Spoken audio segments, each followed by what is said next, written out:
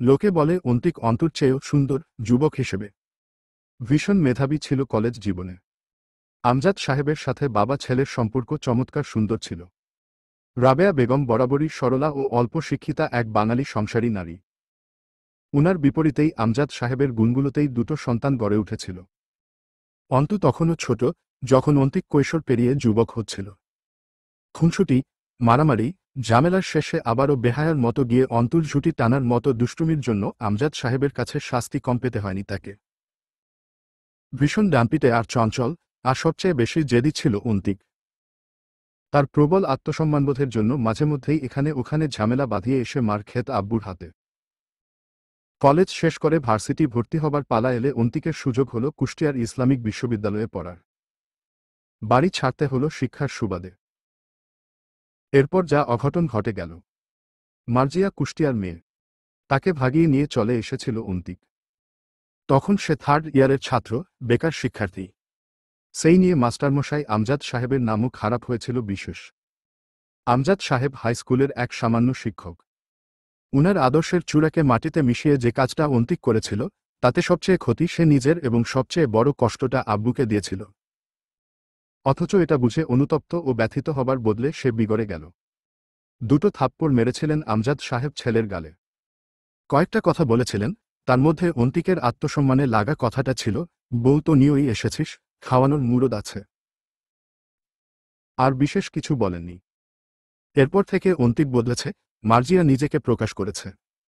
শিক্ষিত মেয়ে হওয়া সত্ত্বেও আচরণ খুব উগ্র তার।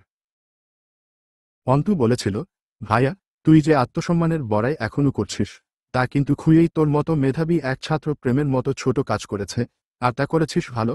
এই ভরা ক্যারিয়ারকে গানে ভাসিয়ে বাপ মায়ের মন ভেঙে বউ ঘরে আনাটা কোনো আত্মসম্মানবোধ জ্ঞানের পরিচয় ছিল না।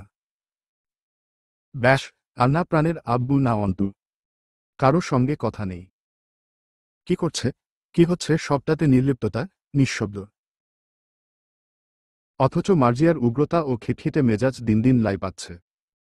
অন্তদের এলাকায় একবার ব্রাক ব্রাঞ্চ পরিচালিত গণশিক্ষার কার্যক্রম এসেছিল। সেখানে বয়স্কদের শিক্ষা দেয়া হয়। সে তখন এইচএসসি পরীক্ষা দিয়ে দিনাজপুরেই টুকটাক কোচিং করছে। শখের বিষয়ে বড় নিরক্ষর মানুষদের শিক্ষা দেয়া। সেও শিক্ষিকা হিসেবে যোগদান করেছিল সেখানে। সেখানেই পরিচয় হয়েছিল তাসিনের সাথে ওর। তাসিন ওর প্রেমে পড়ল। বাড়ির লোকদের সাথে, বিশেষ করে রাবেয়ার সাথে খুব সখ্যতা গড়ে উঠেছিল তার। রাবেয়া মানুষটা যুবকদের সাথে খুব তাড়াতাড়ি মিশে যান। ভোলাভালা, সরল নারী যাকে বলে। এক পর্যায়ে তাসিন যখন প্রস্তাব দিল বিয়ের, সাফ মানা করেছিল অন্তু। সে বিয়ে করবে না, এমনকি সে কখনো তাসিনকে প্রেমিকের মতো নজরে দেখেনি। তাসিন নিজে থেকেই উতলা হয়ে পড়েছিল। এরপর কিছুদিন কেটে গেল। তাসিন হাল ছাড়ল, মার্জিয়া নিজের বোন বিথির সাথে তাসিনের বিয়ে দিল। অথচ এখন কেন তাদের সংসারে অশান্তি তা জানার কথা নয় অন্তুর। তাসিনের সাথে কোনোকালেই তার বিশেষ যোগাযোগ ছিল না। অন্তুর ধারণা, বিথির সংসারে কোনো ঝামেলা চলছে। আর এটাকেই কেন্দ্র করে মার্জিয়া ভাবছে, পুরনো এই ব্যাপারটার জের ধরে তাসিন বিথিকে অত্যাচার করছে। এম ড্যাশ সেদিন সকালে 9টার দিকে বেরিয়ে পড়েছিল অন্তু সে ক্লাসের উদ্দেশ্যে। বের হবার সময় আমজাদ সাহেব ঢুকলেন। তিনি সকালের ট্রেনে দিনাজপুর ফিরেছেন কুড়িগ্রাম থেকে। অন্তুর চোখে মুখ খেলনা পাওয়া বাচ্চার মতো উদ্ভাসিত হয়ে উঠল, এই অসময়ে ফিরলে যে। কাজ শেষ হয়ে গেল, ফিরে এলাম। খেয়ে বের হচ্ছিস নাকি না খেয়ে? অন্তু চোরের মতো মাথা নয়। আমজাদ সাহেব ধমকে ওঠার আগে অন্তু বলল, আব্বু, তোমার গ্রামের জমি বিক্রি করার এমন কি বিশেষ দরকার পড়ল, বলো নি কিন্তু এখনো আমায়? গম্ভীর মুখে বললেন আমজাদ সাহেব, সব কথাই শুনতে হবে কেন? পড়ালেখায় মনোযোগ নষ্ট হবে এসব সাংসারিক বিষয় মাথায় আনলে, মন দিয়ে পড়। অন্তু অসন্তুষ্ট চিত্তে তাকায় আব্বুর দিকে। তিনি বললেন, ভাড়া আছে কাছে? অন্তু মাথা নাড়ল, আছে। আমজাদ সাহেব শার্টের বুকপকেট থেকে 50 টাকা বের করে অন্তুর হাতে দিলেন, সাবধানে যাবি। ক্লাস শেষে দেরি করবি না, তাড়াতাড়ি ফিরে আসবি। অন্তু একটু সপ্রতিভ হল, এ কথা বলছো কেন, আব্বু? ক্লাস শেষে কোথাও কাজ আছে কোনো? না, নেই। তাহলে আর দেরি করার কি আছে? এমনিতেও ভার্সিটি চত্বর আজকাল ভালো চলছে না। অন্তুর বুক কাঁপল, আবারও মনে পড়ল ভার্সিটিতে কিছু চলছে, কি তা জানা নেই। আব্বুও জানে তার আভাস। M dash. রিকশা থেকে নেমে ভাড়া মিটিয়ে অন্তু এগিয়ে গেল গেট দিয়ে। অন্যরকম লাগছে কিছু একটা। জটলা পাকানো লোকজন ক্যাম্পাসে। এক স্থানে চেয়ার ও বেঞ্চি পাতা। জয় বসে আছে পায়ে পা তুলে। পাশেই হামজা। দুজনের পরনেই সাদা পাঞ্জাবি। নভেম্বরের মাঝের সময়টা। শাল জড়ানো গায়ে। দুজনকে ঘিরে দাঁড়িয়ে আছে ছাত্র সংগঠনের ছেলেরা। যেন মহান দুই ব্যক্তির পাশে দাঁড়ানোর সুযোগ পেয়ে ব্যাপক ধন্য তারা।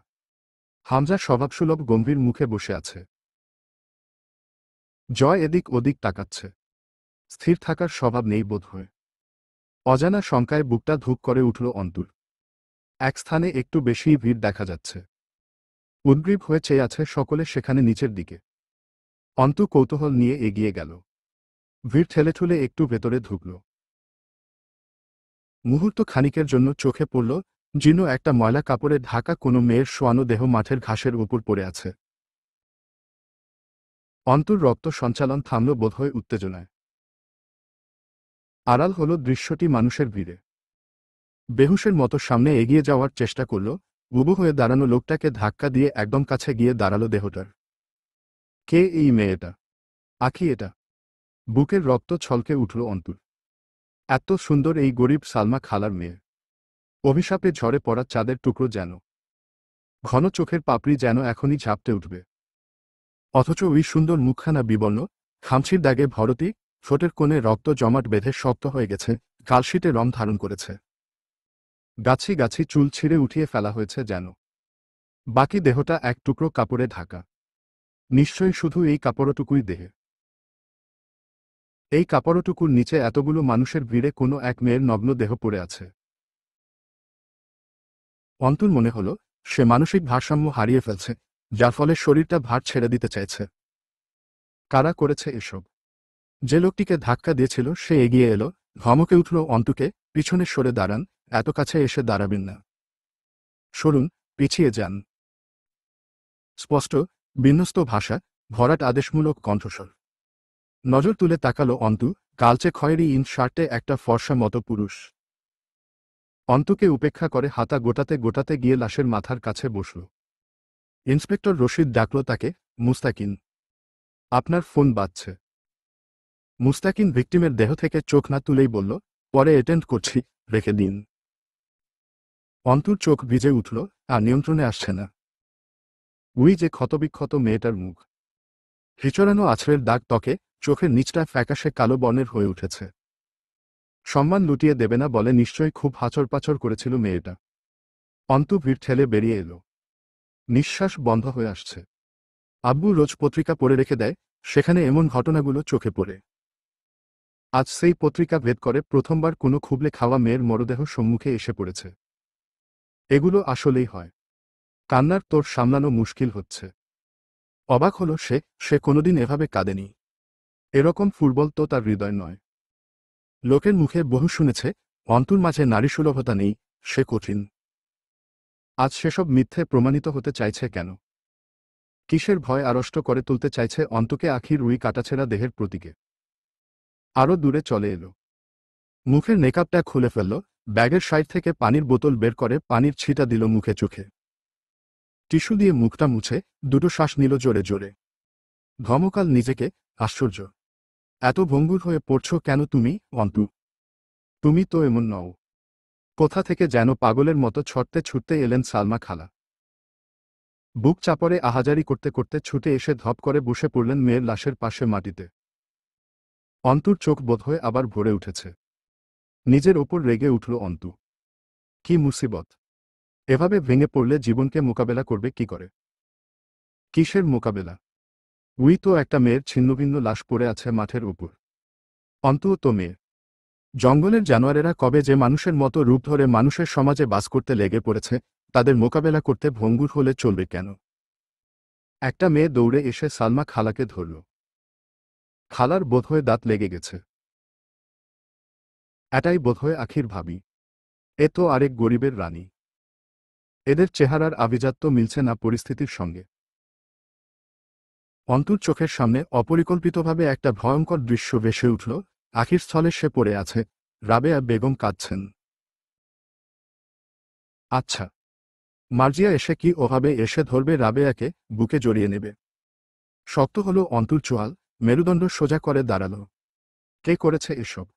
জয়। হামজা। সেদিন তানিয়া যে কথাগুলো বলছিল তার কতটুকু বাস্তব? যা তানিয়া বলেছে সেটুকুই নাকি আরও কিছু আছে? তো দুজন বসে আছে আরাম করে গাম্ভীর্যপূর্ণ চেহারা নিয়ে চেয়ারের ওপরে। গিয়ে জিজ্ঞেস করবে, কেন করেছিস এসব? ব্যথা লাগেনি বুকে? আখি যখন চিৎকার করে বাধা দিয়েছিল তোদের? কোন ভিত্তিতে এই প্রশ্ন করবে অন্তু জয়কে গিয়ে?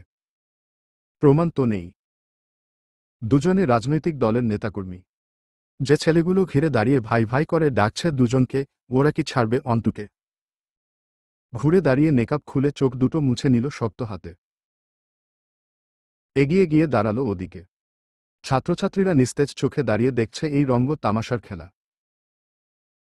মুস্তাকিন আখির ভাবি চাঁদনিকে বলল, আপনারা ওনাকে ভিকটিমের কাছ থেকে দূরে নিয়ে যান। আমাদের কাজ করতে দিন, এই স্পটে আপনারা না ঢুকলে সুবিধা হয়। চাঁদনির চোখে কেমন অদ্ভুত রহস্য, যেই রহস্যটাও এক প্রকার রহস্য যেন। সে কাঁদছে না, একটুও না, অথচ অপলক চেয়ে আছে নিথর চোখে আখির মুখের দিকে। সেই চোখের ভাষা অবর্ণনীয়। অন্তুর মনে হল মুস্তাকিন লোকটা কসাই টাইপের। এমনিতেও সরকারি কর্মকর্তারা তাই হয়। মুস্তাকিন একটু আখির ভাই সোহেলকে ডাকল। সোহেল একদৃষ্টে বোনের লাশ সেরোয়া দিকে চেয়ে আছে, তার চোখে পানি নেই। সেও শুধু তাকিয়ে আছে। মুস্তাকিনের ডাকে এগিয়ে গেল। মুস্তাকিন কোনোরকম শিরোনাম ছাড়া প্রশ্ন করল, কবে ফিরেছেন দেশে? সোহেল আনমনে ছিল, একটু যারা মারল যেন নিজেকে। হ্যাঁ, এই তো 4 দিন হল। কোন দেশে থাকতেন? দুবাই। কি কাজ করতেন সেখানে? রাজমিস্ত্রি আর শাটারিংয়ের কাজ করতাম। আখিকে লাস্ট কবে দেখা গেছিল বাড়িতে? খানিকক্ষণ চুপচাপ মাটির দিকে তাকিয়ে থেকে বলল, চাঁদনী বলে, সপ্তাহখানেক আগে। নিজেদের সামলান এবং আমাদের সাহায্য করুন তদন্তের কাজে। এভাবে কান্নাকাটি করে কোনোরকম বিচার পাবেন বলে মনে হয়? শক্ত করুন নিজেদের। এক প্রকার ভয় খেলে গেল সোহেলের চেহারায়। না স্যার, কোনো বিচার লাগবে না তো। আমরা কোনো বিচার চাই না, আপনি খালি আমার বোনের লাশ দেন, বাড়ি নিয়ে যাই। কারোর বিরুদ্ধে অভিযোগ নাই আমাদের। মুস্তাকিন ছোটে ঠোঁট গুজে নিচে তাকালো, কেউ হুমকি দিয়েছে আপনাদের? সোহেল মাথা নাড়ল, না, না, হুমকি দিবে কে? তাদের কথোপকথন ছাত্র ছাত্রীরা শুনছিল। মুস্তাকিন দূর থেকে জয় ও হামজার দিকে তাকিয়ে জিজ্ঞেস করল, কাউকে সন্দেহ করছেন? সোহেল আবারও দ্রুত মাথা নাড়ল, না। কণ্ঠস্বরে প্রাণ নেই, নিষ্প্রভ গলার স্বর। মুস্তাকিন বামহাত পকেট গুজে বলল, এসে থেকে শুনছি সকলের ধারণা কাজটা পাটোয়ারি পরিবারের 2 ছেলে করেছে। আপনাদের কি ধারণা? সোহেল দ্রুত জবাব দিল, না না স্যার, উনারা কেন করবেন এইসব? উনারা তো সব ঠিক করে দিতে চাইছিলেন। আমরাই উঠি নাই বাড়ি থেকে। এখন চলে যাব, ঝামেলা মিটে যাবে। অগোছালো, অযাচিত কথা সোহেলের। বোনের মরদেহ পড়ে আছে বিশ্ববিদ্যালয় প্রাঙ্গণে। তারা বাড়ি খালি করার স্বীকারোক্তি দিচ্ছে। চরম ঘাপলা বিষয়টায়। আবার সহজও বলা চলে। খুব বেশিই ভয় পেয়েছে হয়তো, অথবা কিছু লুকোনোর চেষ্টা, গা বাঁচানোর চেষ্টা। আচ্ছা, এরা কি জানে মেয়েটাকে গোনধ অর্শ ন করে মারা হয়েছে? গলায় আটকাচ্ছে খুব তার। এই পেশা জীবনে প্রথমবার বোধহয় সে সংকুচিত হচ্ছে মুস্তাকিন এ বিষয়ে। কেন হচ্ছে? সে আসলে রেপ কেস হ্যান্ডেল করেনি আগে। আচ্ছা, ওরা কি বুঝতে পারছে না? এই যে বিবর্ণ চাদরে ঢাকা দেহটার বহিরাগত মুখটা বিভীষিকাময় এক ঘটনা বর্ণনা করছে, তা বুঝছে না বাড়ির লোক। ভয় পাচ্ছে এরা। সে চাঁদনির দিকে এগিয়ে গেল। চাঁদনি তখনও বসে আছে মাঠের ওপর। মুস্তাকিন গিয়ে হাঁটু ভাঁজ করে উবু হয়ে বসল চাঁদনির পাশে। জিজ্ঞেস করল, আখি কবে থেকে নিখোঁজ ছিল? চাঁদনি ঘর্মাক্ত মুখটা মুছল মলিন শাড়ির আঁচল দিয়ে, সপ্তাহখানেক আগে দুপুরে স্কুল থেকে বাড়ি আসছে, টেস্ট পরীক্ষা চলতেছিল এসএসসির। বিকালে বাইর হয়ে গেল কোচিংয়ে যাওয়ার জন্য। এই তো ফিরে আসছে, স্যার। অন্তুর কলিজায় মনে হলো সজোরে এসে একটা তীর তীব্র বেগে গেঁথে গেল। এই তো ফিরে আসছে, স্যার। চাঁদনির কথায় মুখ ফিরিয়ে নিল ঠোঁট কামড়ে। মুস্তাকিন উঠে দাঁড়াল। রশিদকে ডাকল, এদিকে আসুন। জি, স্যার। রশিদ এগিয়ে এলো। মুস্তাকিন তার হাত থেকে ফোনটা নিতে নিতে বলল, যত দ্রুত সম্ভব তদন্তের কাজ শুরু করুন। বডিটাকে ফরেন্সিক ল্যাবে পাঠাবার ব্যবস্থা করুন, as soon as possible. Rashid মাথা নাড়ল, আবার বলল, কিন্তু স্যার, গার্জিয়ানরা তো লাশ বাড়ি নিতে চাচ্ছে। খুব জিদ ধরে আছে। কোনোভাবেই তারা লাশও কাটাছেড়া করতে দেয়া রাজি না। আপনি একটু কথা বলুন ওদের সঙ্গে। মুস্তাকিন মাথা নাড়ল, আচ্ছা, কথা বলছি। দ্রুত করুন। ক্যাম্পাসে লোক জড়ো হচ্ছে, একা হাঙ্গামা হবার চান্স আছে। তার আগেই বডি ট্রান্সফার করুন মর্গে। কখন কে জানে জনতার মাঝে বিক্ষোভ জেগে ওঠে। রশিদ মাথা নেড়ে চলে গেল। মুস্তাকিন মোবাইল হাতে নিয়ে এগিয়ে গেল সামনের দিকে। রশিদ এসে পাশে দাঁড়াল। প্রফেসর এগিয়ে এলেন ওদের দিকে। হাত বাড়িয়ে হ্যান্ডশেক করলেন মুস্তাকিনের সঙ্গে, আমি প্রিন্সিপাল ইউসুফ সিরাজি। মুস্তাকিন মাথা নাড়ল সামান্য, সৈয়দ মুস্তাকিন মহান, investigator, police bureau of investigation, PBI department. Professor রশিদের সঙ্গে হাত মেলালেন। রশিদ নিজের পরিচয় দিল, রশিদ আলম, ইন্সপেক্টর অব থানা পুলিশ। প্রফেসর দুঃখ প্রকাশ করলেন, কি যে হচ্ছে ভার্সিটিতে আজকাল। ছেলেমেয়েরা আতঙ্কিত, কারা এসব করেছে কে জানে। মুস্তাকিন কথার মাঝখানেই ফোন কানে ধরে অন্যদিকে চলে গেল। রশিদ প্রফেসর কথায় অনিচ্ছাকৃত হ্যাঁ নাড়াতে থাকল। মুস্তাকিনকে দেখে হামজা উঠে দাঁড়িয়ে হ্যান্ডশেক করল। জয় কোনোমতো ফোন থেকে মাথা তুলল, গুড জব, অফিসার। মুস্তাকিন সামান্য হাসল অদ্ভুত ভঙ্গিতে, থ্যাংক ইউ। এরপর হুট করেই বলল, লোকে আপনাদের দিকে আঙুল তুলছে, আপনাদের কি খেয়াল? হামজা হাসল, আপনি তুলছেন না আঙুল। আমি জনতার থেকে খানিক আলাদা, বলা চলে নিজের পেশার খাতিরেই। প্রমাণ ছাড়া আঙুল তুললে চাকরি থাকবে না। চোখ মারল হামজাকে মুস্তাকিন। হামজা ছেলেদের চলে যেতে ইশারা করে। সালমা কাঁদছেন, জোরে জোরে কাঁদছেন বুক চাপড়ে, লোকের চাপা গুঞ্জন আর পরিবেশে অভিশাপের কালশিটে ধোঁয়া ছড়িয়েছে যেন। জয় জবাব দিল মুস্তাকিনের, আপনার চাকরি ধরুন আমি রক্ষা করব, তাহলে আঙুল তুলে জেলে ভরবেন তো? মুস্তাকিন বসল দুজনের সামনে একটা চেয়ারে। সূর্যের তেজ ও আলো কমে উত্তরে হাওয়া এসে গায়ে লাগছে। কাঁধে ঝুলিয়ে রাখা ডেনিম জ্যাকেটটা গায়ে চড়িয়ে বলল, আপনার শখ অথবা শাস্তি সহ্য করার কনফিডেন্স কোনটা ধরব? হামজা একবার ঘাড় ফিরিয়ে জয়ের দিকে তাকিয়ে আবার মুস্তাকিনের দিকে ফিরে প্রসঙ্গ বদলাল, কিছু জিজ্ঞেস করতে চান, অফিসার? প্রফেসর সিরাজি এসে দাঁড়ালেন পাশে। মুস্তাকিন এবার সরাসরি কথায় এলো, আপনারা আমাদের ডেকেছেন সকাল 8টার দিকে। তাহলে এখানে লাশ ফেলে রেখে যাওয়া হয়েছিল ঠিক কখন, সে ব্যাপারে কোনো ধারণা আছে? হামজা মাথা নাড়ল, তা জানে না কেউই। আমাকে কল করা হয়েছে, তখনও আমি ঘুমেছিলাম। ছেলেরা কল করে জানালো। জয়ের দিকে ফিরল মুস্তাকিন। জয় মাথা ঝাঁকালো, ভাই আমাকে জাগিয়ে নিয়ে এসেছে। আমি ঘুমাচ্ছিলাম। মুস্তাকিন জিজ্ঞেস করল, আপনারা একসঙ্গে থাকেন? জয় মাথা নাড়ল, উহু। এক বাড়িতে, এক ঘরে থাকতাম, লোক বদনাম করবে ভেবে থাকা হয় না। হেসে ফেলল মুস্তাকিন। ক্ষণকাল পেরোতে তার মুখভঙ্গি সিরিয়াস হল, ফের সুধাল, লাশ এক্সাক্টলি কোথায় ফেলা হয়েছিল সেই জায়গাটি দেখান আমাদের। সেটা তো দেখেছেন। বিশ্ববিদ্যালয়ের মেইন প্রাঙ্গণের পেছনে দিকটা নির্জন এবং গাছগাছালিতে ছাওয়া। সেখানে সচরাচর লোকের যাতায়াত হত্যাও নেই। দিনের বেলা ছেলে মেয়েরা আড্ডা দিতে নির্জন জায়গাটি বেছে নেয়। রাতে একদম শুনশান। ক্যাম্পাসের অফ সাইড বলা চলে। সর্বপ্রথম লাশ দেখেছে ঝাড়ুদার। সে প্রথমে বুঝতে পেরেছিল না ওটা লাশ। কোনোমতো ওড়নাটা জড়ানো ছিল লাশের দেহে। পরে কে বা কারা যেন বিশ্ববিদ্যালয় প্রাঙ্গণে এনেছে।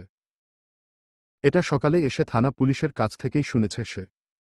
মুস্তাকিন দেখল পুরো আশপাশটা।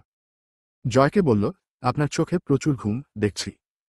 লালচে হয়ে আছে, রাতে ঘুমাননি মনে হচ্ছে। এখন একটু বিশ্রাম প্রয়োজন। কথাটা কোন দিকে নির্দেশ করে বলল মুস্তাকিন, বোঝা গেল না যেন। জয় চাদরটা গা থেকে খুলে গলায় প্যাঁচালো ওড়নার মতো করে। এরপর চমৎকার হাসল, রাতে ঘুমানোর অভ্যাস এমনিতেও নাই আমার, ঘুম আসলে সকালে হয়নি বললে ঠিক হইতো আমার জন্য।